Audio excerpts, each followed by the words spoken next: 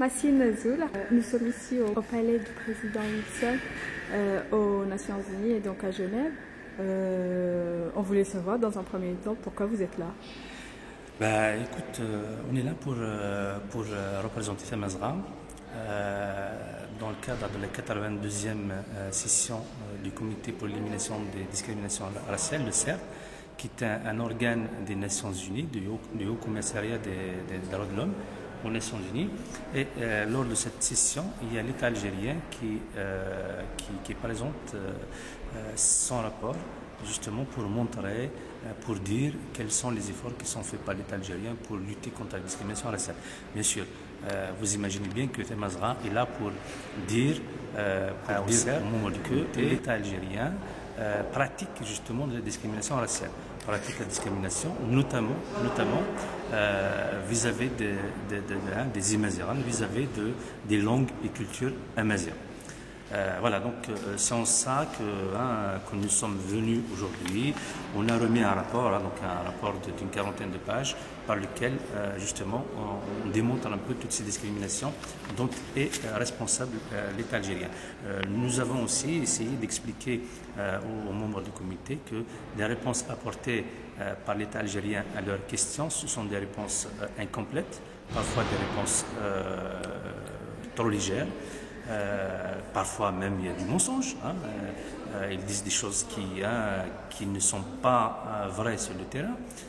Voilà, donc en tout cas, bien sûr, pour nous, c'est pas étonnant que l'État algérien monte, c'est pas étonnant que l'État algérien dirige, c'est pas étonnant que l'État algérien fasse du théâtre pour paraître comme étant un État qui soi-disant, comme ils disent dans le rapport, un État où il n'y a pas de discrimination, où il n'y a pas de racisme. Alors que nous, on sait que les Imazighan vivent cette discrimination et ce racisme au quotidien, mais l'exercice le plus important, c'est de le démontrer aux experts. C'est en ça que l'exercice est... Oui. Alors justement, il me semble qu'il y avait dans un premier temps une réunion de briefing vis-à-vis des experts. Donc, quels ont été les points soulevés lors de cette réunion par Tamazgha? Alors, nous, à Tamazgha, on a insisté sur... vu le temps très restreint qui nous est imparti, nous avons insisté sur le fait que l'État algérien refuse toujours de donner des statistiques sur la composition ethnique de la société algérienne. Pourquoi? Parce que le CERD leur demande, à chaque fois qu'ils viennent ici, il leur demande de donner des statistiques. Dites-nous, il y a combien d'Arabes, il y a combien de Berbères, il y a combien d'autres communautés éventuellement. Et là, l'État algérien, il persiste et il refuse de donner ces statistiques en disant que nous sommes pour l'unité, on ne veut pas diviser, on ne veut pas... Et nous, donc, à Tamazgha, on a dit que l'État algérien ne peut pas prétexter de cette union, ne peut pas prétexter de ce qu'il appelle aussi un consensus national, puisque cette différence qu'il y a, cette multiplicité ethnique, si on veut, l'État algérien, il la reconnaît. Il la reconnaît puisque lui-même, il dit que, dans sa constitution, il dit que l'identité algérienne, la personnalité algérienne, il a trois composantes, la mazérité, l'arabité et l'islamité. Donc la mazérité, c'est quand même composante à part. Et puis, quand l'État algérien reconnaît la langue amazigh comme langue nationale, différente de la langue arabe. Donc ces gens-là qui parlent la langue amazigh, ils sont forcément différents. Il ne peut pas dire que tout le monde est pareil. Voilà, on a insisté là-dessus. On a insisté sur le fait aussi que l'État algérien ne peut pas justifier son refus de reconnaître la langue amazigh comme langue officielle. D'ailleurs, comme par hasard, son voisin marocain, il l'a reconnu. Il l'a reconnu comme langue officielle. On ne voit pas pourquoi l'État algérien puisse refuser. Il ne peut pas prétexter d'un quelconque prétexte justement pour dire que voilà, on ne va pas l'accepter, la reconnaître comme langue officielle. Et puis, les Algériens, ils ont beaucoup parlé du HCA. C'est-à-dire que pour montrer qu'ils ont fait des efforts pour la prise en charge de Tamazgha, ils ont dit voilà, on a créé le HCA en 1995 et ce HCA prend en charge tout. Ils ont donné toute une liste de publications du HCA. Ça, c'est dans le rapport. Dans le rapport, bien sûr. Et même d'ailleurs dans l'exposé, aujourd'hui, ils l'ont dit. Et là, nous, on a dit aux membres du comité que c'est vrai, ils ont le HCA. Mais le HCA, il ne joue aucun rôle. Au contraire, c'est une institution qui a été mise en place pour mieux saboter cette question amazigh. Et d'ailleurs, on a donné comme preuve, le fait que même des responsables du HCA, à commencer par le secrétaire général du HCA, qui reconnaît dans une conférence de presse tenue à Alger en septembre 2012, il reconnaît que l'enseignement de Tamazight, par exemple, a enregistré un recul. Il reconnaît aussi que, par exemple, des choses comme la télévision amazigh est une télévision qui est loin des attentes des citoyens. Et ça, c'est les gens de HCA eux-mêmes qui le disent. Donc voilà, on a voulu apporter au comité des éléments de compréhension pour qu'ils sachent que même ce HCA, en fait, ne fait pas le travail qu'il prétend faire. Il reconnaît même le recul et la crainte il me semble, hein, la crainte de l'extinction, entre guillemets. Exactement. Et lui, vraiment, monsieur Youssef Merrahi a été clair là-dessus. Pour lui, il a émis de sérieuses inquiétudes quant à l'avenir de Tamazight, donc dans le cadre de l'État algérien. Et puis, bien sûr, nous, on a aussi fait tout pour attirer l'attention des membres du comité sur l'enseignement de Tamazight. Parce que l'État algérien, il dit que voilà, on enseigne Tamazight. Les gens qu'ils veulent peuvent apprendre à Tamazight. Sauf que cette langue nationale, cette langue que l'État algérien prétend défendre et promouvoir, le problème qui se pose, c'est que d'abord, il refuse, il ne donne pas de chiffres. Il n'a pas donné de chiffres, mais nous, on s'est basé sur les chiffres qu'ils ont en 2010. En 2010, pour le comité de droit économique, social et culturel. Donc, sur la base de ces chiffres, on a montré aux membres du comité que le nombre total des élèves qui bénéficient de l'enseignement du berbère en Algérie est de 2,15%, ce qui est quand même une catastrophe. On ne peut pas prétendre contribuer à la promotion et au développement d'une langue et de son enseignement avec un tel chiffre. 2,15%, c'est rien. Ceci dit, le secrétaire général du HCA dit qu'il y a eu un recul. Ça veut dire qu'aujourd'hui, on doit être en deçà des 2,15%. Voilà, donc on a beaucoup insisté là-dessus. On est revenu bien sûr quant à la discrimination culturelle. On est revenu sur, par exemple, l'interdiction en vigueur, l'interdiction des prénoms berbères. Aujourd'hui, même la presse algérienne parle au moins de 300 prénoms enfants sans prénom. Voilà, enfants sans prénom dans le seul département de Tizi Ouzou. Ouais. Donc ça, c'est pas nous qui le disons, c'est même les médias algériens qui le disent. Et puis, bien sûr, on n'a pas hésité à soulever la discrimination religieuse. Parce que beaucoup de gens ne savent pas que l'État algérien est un État islamique, c'est un État qui fait de la religion musulmane une religion de l'État, c'est un État qui impose l'hégémonie de l'islam. Il ne faut pas oublier que l'école algérienne enseigne cet islam. Il enseigne aux enfants que voilà, ils sont des musulmans et que l'islam c'est pas mieux que l'islam sur terre. Et on a relevé surtout il y a plein de choses il y a plein de choses qui se passent. Mais là, pour les membres du comité, on a préféré focaliser sur 2 points principaux, à savoir le fait que dans la loi algérienne, dans une loi qui s'appelle la kafala. En fait, la kafala, c'est la loi qui régit le droit de garde des personnes, des enfants abandonnés.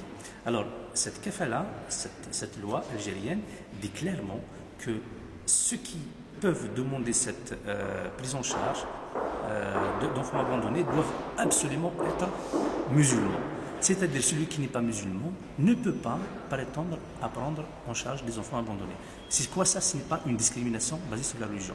Autre chose, la loi algérienne, la réglementation qui régit le mariage en Algérie, elle précise qu'une Algérienne, une femme de nationalité algérienne qui veut se marier avec un non-algérien, un étranger, et qui est de confession autre que musulmane, n'a pas le droit de le faire. C'est-à-dire qu'on interdit aux femmes algériennes d'épouser, de se marier avec des non-musulmans quand ils sont étrangers.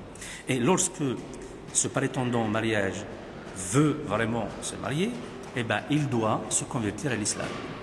Ça, c'est quoi ça? Ce n'est pas une discrimination basée sur la religion. Voilà en gros ce qu'on a essayé de défendre aujourd'hui devant ces membres du comité. Mais encore une fois, bien sûr, on leur a remis un rapport de plus de 40 pages qui détaille un peu tous ces points et qui ont dit encore d'autres points. Et on espère que les experts vont s'en servir pour poser leurs questions et pour faire surtout on a l'espoir que les experts fassent des recommandations qui vont dans ce sens. Je ne sais pas si on peut revenir très rapidement sur justement quelques-unes des questions, parce qu'on a assisté cet après-midi à l'exposé de l'État algérien. Bon, c'était quand même un tissu de belles histoires, entre guillemets, enfin je sais pas, on peut le dire, de mensonges. Bon, à commencer quand même dans une institution comme celle de l'ONU, à commencer par dire que, effectivement, ils assument en plus que l'État algérien est un État islamique. Et voilà. Mais en même temps, ils disent qu'on garantit la liberté confessionnelle. Ils ne l'ont même pas dit mais ils l'ont dit dans le rapport. Ils l'ont dit dans le rapport. Dans l'exposé oral, il n'y a même pas cette mention-là. Ils disent qu'on accepte les autres, mais voilà. Alors, je ne sais pas si on peut revenir là-dessus, et notamment sur certaines questions des experts. En fait, ce qui est bien, c'est que les experts, pratiquement la quasi-totalité des experts, par un ou deux qui ont affiché leur amitié avec l'Algérie. Bon, ça c'est l'amitié de leur État avec l'État algérien. Mais sinon, la quasi-totalité des experts, ils ont touché la question Amazigh. Ils ont tous posé des questions sur la question Amazigh. Ils sont revenus sur la question des statistiques. Ils ont dit, bon, nous, il nous faut ces statistiques, il n'y a aucune raison. D'autant plus que c'est une recommandation du même comité en 2001, il me semble. En 2001, bien sûr. Et c'est une recommandation qu'ils font à tous les États qui ne font pas ça. Aussi, ils sont revenus sur l'officialisation de l'Amazigh en disant voilà, c'est pas normal. Ils sont revenus sur l'enseignement, sur le HCA, sur son rôle, et ils ont demandé à l'État algérien, en fait, ils ont fait remarquer à l'État algérien l'absence de chiffres, l'absence de données concrètes sur ce qui est fait sur le programme Amazigh. Pour l'instant, les questions, franchement, on peut dire que c'est très bien.